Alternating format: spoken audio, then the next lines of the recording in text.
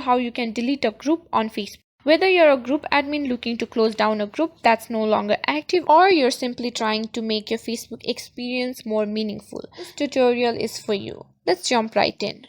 First things first, it's important to know that only a group admin has the power to delete a group on Facebook. So, if you're not an admin, you'll need to reach out to one of the group's admins to proceed with these steps. Step 1. Log into your Facebook account. Now tap on top right profile icon, then select groups.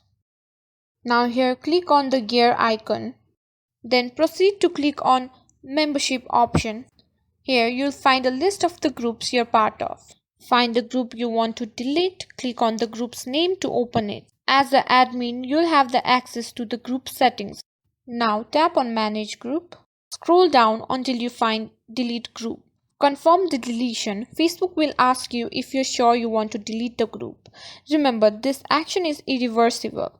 Once you're certain, click delete group. And there you have it. The group is now deleted from Facebook.